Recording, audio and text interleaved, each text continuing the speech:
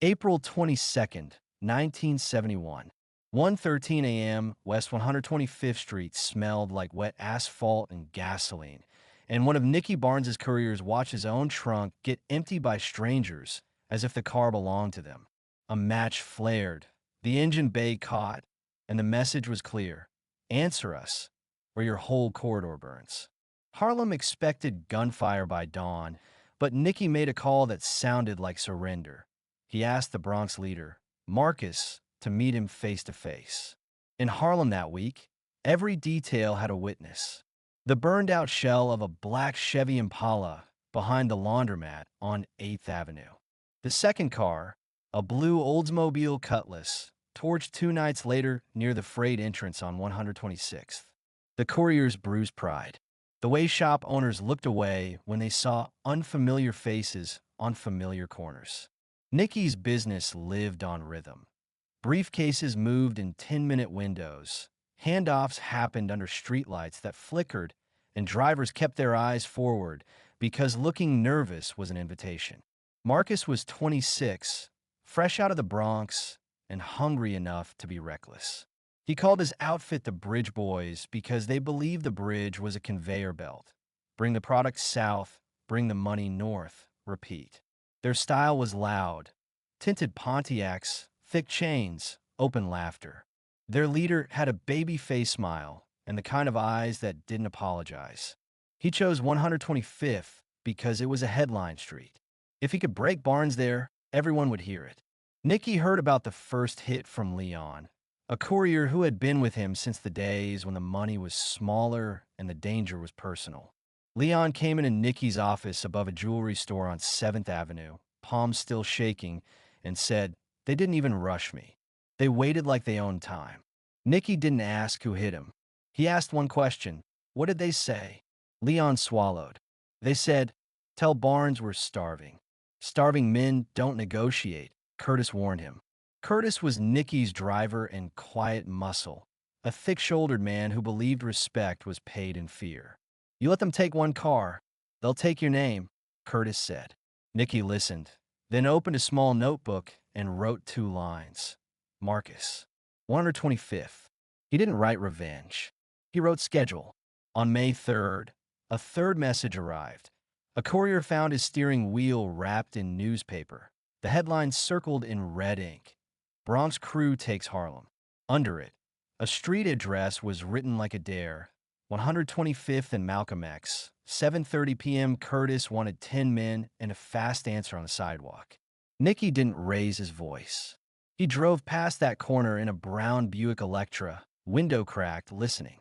He heard kids chanting Marcus's name, heard older hustlers laughing, heard store owners locking gates early. He watched a patrol car drift by and noticed the officer's head turning, memorizing faces. Nicky smiled once, then wrote a single word in his notebook: visibility. On the next block, a payphone rang and nobody answered, and Nicky understood the double audience. The street watching him, the city watching them. That night, Nicky chose a place that wasn't glamorous and wasn't safe in the usual way. Spiro's Diner on Amsterdam Avenue, open all night, bright enough to make everyone look guilty. Spiro didn't ask questions. He simply refilled coffee and watched hands. At 11:46 p.m., Nicky walked in alone. No entourage, no visible weapon, just a camel coat and clean shoes. He sat in a back booth, both hands on the table, palms down, like he was showing he had nothing to hide. Marcus arrived at 11:52 with 2 men who stayed near the door. He slid into the booth with a grin that tried to turn the moment into a joke. "Mr. Barnes," he said, "you call me like I'm somebody." Nicky's voice stayed flat. "You are somebody tonight." "Seat." Marcus leaned back, enjoying the tension. "We hit your boys. We took your packages. That's the game." Nicky nodded once. "Game's fine. Theater isn't. Burning cars makes cops feel heroic." Marcus laughed. "Harlem likes heroic stories." Nicky didn't blink. "Harlem likes money that keeps moving." Then Nicky did what nobody expected. He said, "You want 125th? Take it. All of it." Marcus's grin twitched. "What's the catch?" Nicky slid a plain envelope across the table. Supplier contact. A patrol schedule. Which nights the uniforms swing wide and which hours the narcotics guys are tied up downtown. I don't want a war. War ruins profit and makes funerals busy. Marcus stared into the envelope, reading numbers and names, and his confidence turned into disbelief. This is real, he said. I don't do fake, Nicky replied. Marcus looked up, searching for the insult. So you're scared? Nicky's first smile was small and private. No, I'm tired of loud. Marcus tapped the table. You're handing me your best street. Nicky's tone hardened. I'm handing you a stage. Perform. Marcus lifted his chin like he'd been crowned. Deal, he said, too fast, too happy. Nicky stood without shaking his hand, left 2 bills under the sugar jar, and walked out into the night. In Curtis's Oldsmobile 2 blocks away, Curtis asked the question Harlem would repeat for weeks. You really gave him 125th? Nicky looked at the streetlights and said, I gave him the part he wanted. Now I'll write the ending. For 2 weeks, Marcus lived inside a victory parade. His boys took corners like they'd inherited them. They wore their chains outside their shirts, bought rounds at bars on Lenox, and paid store owners in crisp bills just to be seen paying. They bragged that Barnes had folded. They bragged that Harlem finally belonged to youth. And the wildest part was this. Barnes's machine helped them run it. Nicky didn't move product through 125th anymore. That was the first invisible cut.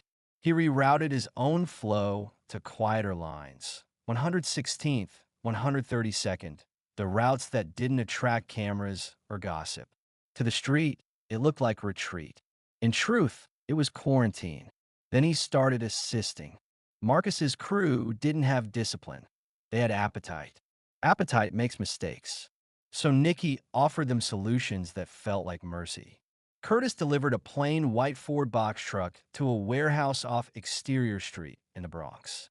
Inside were fresh packaging supplies, 2 calibrated scales, and a paper bag of license plates that looked clean enough to fool a bored cop. Marcus ran his fingers over the plates like they were gold. Where'd you get these? He asked. Curtis didn't smile. From a man who hates headlines, he said. A few nights later, Nicky's accountant, an older man who never raised his voice, sent Marcus a route sheet. Delivery windows, handoff times, and the kind of boring instructions that keep an operation alive. Avoid the FDR at 9 p.m. on Fridays. Never idle near the Apollo stage door after midnight. If a squad car parks on the corner of 125th and St. Nicholas, don't move for 8 minutes. Let drift. Marcus framed it as fear. Barnes wants us safe, he told his boys, laughing. Barnes wants us comfortable. Nicky let them believe it. He wanted Marcus comfortable. Comfortable men stop watching the ceiling. While Marcus celebrated, Nicky did reconnaissance the way he always did it, through people who didn't look like soldiers. A courthouse clerk who owed him for a gambling debt. A landlord who kept spare keys. A tow truck driver who listened to cops on a scanner.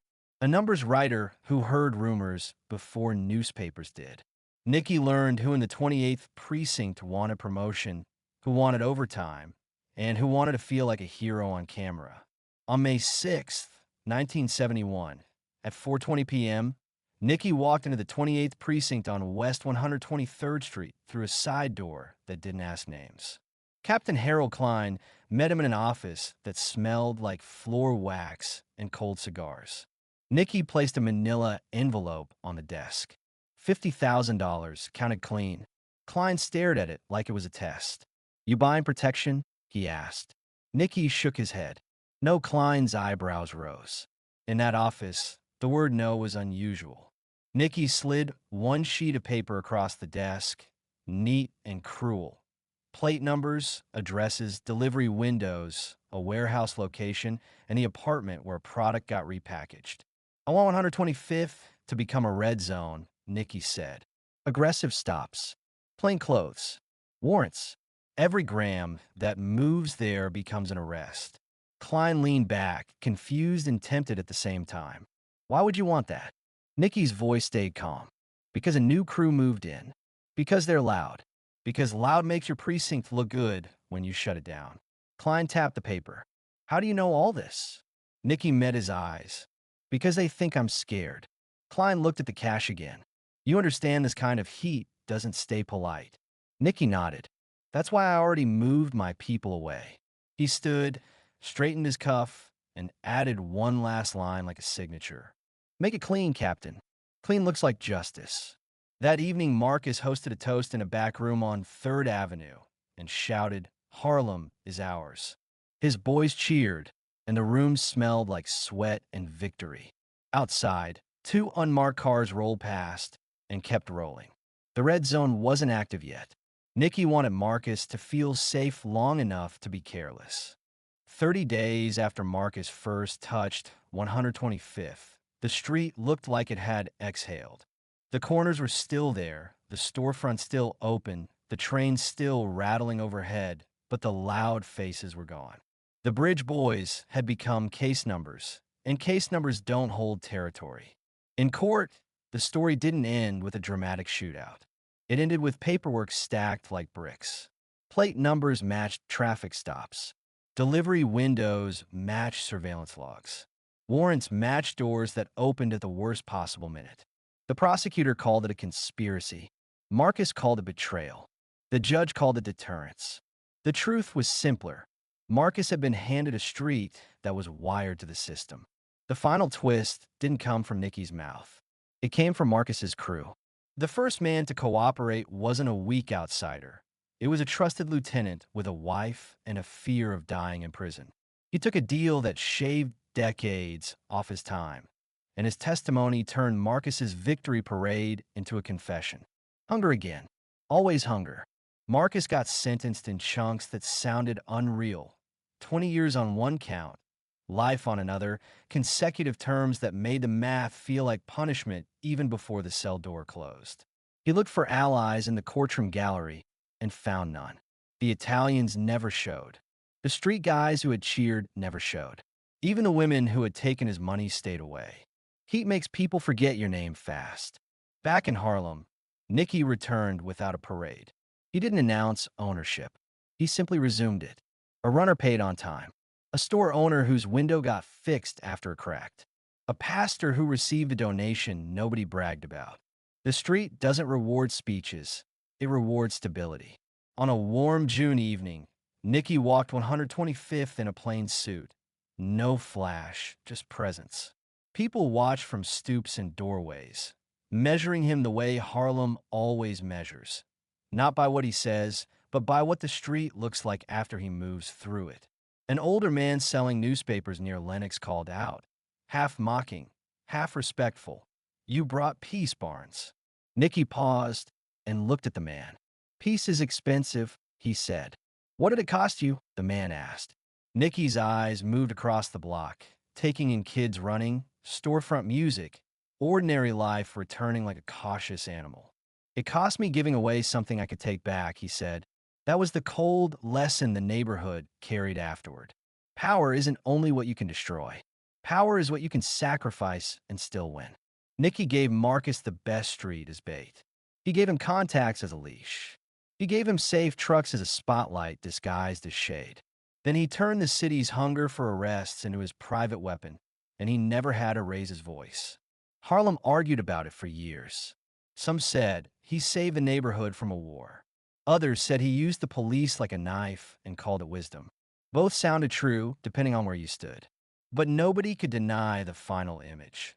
125th Street reclaimed without a single public shot, a rival crew erased by law instead of lead, and a king who proved the quietest move can be the one that lasts. The first stop looked like routine, which is how the city hides its knives. May 12th, 1971. 10:07 p.m. A green Pontiac Catalina rolled west on 125th with 2 couriers and a duffel bag. They weren't speeding. They weren't swerving. They were doing exactly what Barnes's schedule told them to do. A patrol car pulled out anyway. Lights, siren, polite voice. License and registration. The driver handed over paperwork with steady hands because Marcus had promised, "We're protected now." The officer glanced once and asked the second question. the one that turns air into a trap. Step out of the vehicle. AK 9 unit arrived in under 3 minutes, like it had been waiting around the corner. The dog circled once and sat. In New York, that sit could rewrite a life. 10 minutes later, the duffel was open on the hood.